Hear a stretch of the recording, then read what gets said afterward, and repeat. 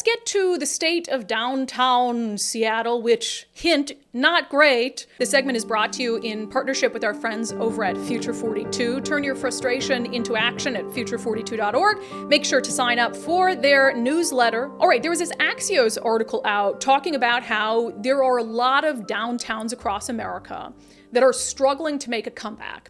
And they link it really to pre-pandemic levels, but there's of course a lot more going on at the same time. So the article from Axios, which American downtowns are thriving and which are struggling?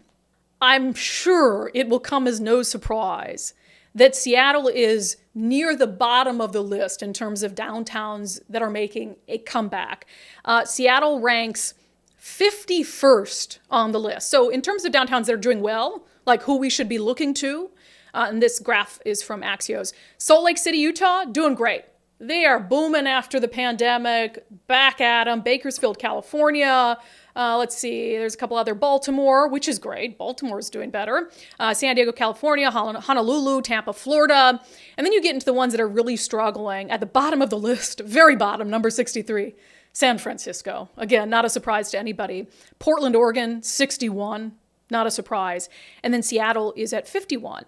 Now, I will say, and we've seen from our friend Jonathan Cho in the last few weeks that despite efforts to really revitalize downtown Seattle, he's posted some videos showing the drug dens are still very much alive in downtown Seattle. And so we know that we still have some issues, despite, I think, some honest efforts from the current mayor, Bruce Harrell, to revitalize the area.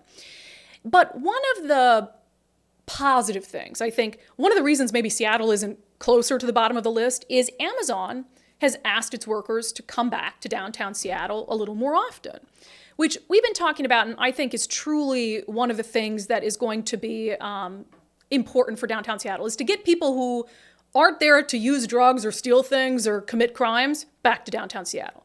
So obviously you have thousands and thousands of Amazon workers, and them being back downtown to work a few days a week, to go to the restaurants, to go shopping, and the dry cleaners and the doggy daycares, to go down to Pike Place Market. Having that activity to activate downtown is so critically important. And that's why I said that is a gift from Amazon. It is an absolute gift from Amazon to bring workers back to downtown Seattle. Now, I don't know what Amazon's motivations are, if that was them being generous and saying, hey, let's help save downtown, or I've heard people say that it's because instead of doing forced layoffs, they'll just have people who don't want to come back to the office, so they just quit on their own. And I don't know what it is. Either way, it's a freaking gift. And I saw some tweets from folks who were saying, wow, Westlake Park looks better. There's actually people there hanging out, etc. So great. So you would think, okay, everyone should be excited about Amazon having workers back downtown, because Seattle's near the bottom of the list for downtowns and their post-pandemic recovery. And so, of course, everyone is thrilled with having Amazon workers. Well, apparently that's not the case. So Julia Reed, who is a Washington state representative, a Democrat, I want to read for you the tweet that this woman sent out around the time Amazon workers started to come back.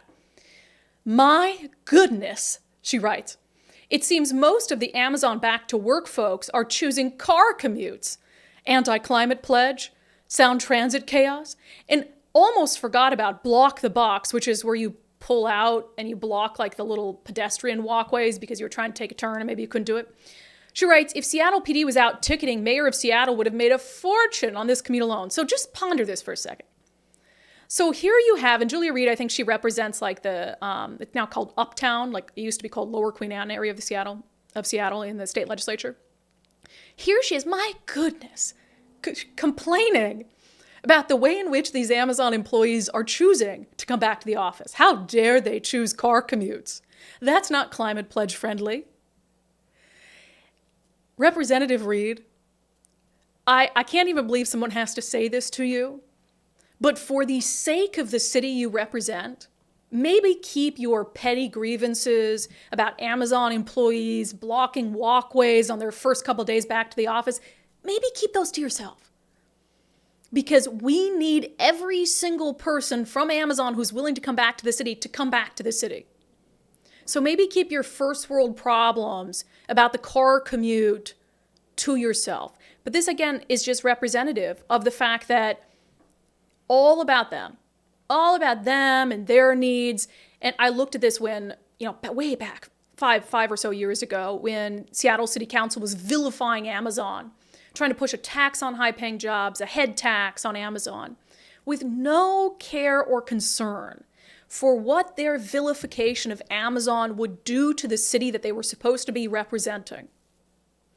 And now when Amazon, despite all the reasons not to bring people back to the office, like some of their employees being shot, one of their employees being beat in the back of the head with a baseball bat at random, despite all the reasons Amazon could say, no, we're not going to bring our employees back to Seattle. In fact, if we're going to have them come back, we'll have them come back to Bellevue. Despite all of that, they're still faced with Democratic representatives like Julia Reed, who instead of seeing the value of having Amazon workers come back to downtown Seattle, whether it's in a plane, a train, or an automobile, she wants to complain about how much traffic has returned to her neighborhood and about whether that's climate friendly. Get a grip. And for once, think about what is best for the economic vitality of your city. That segment was brought to you in partnership with our friends over at Future 42. Turn your frustration into action at future42.org.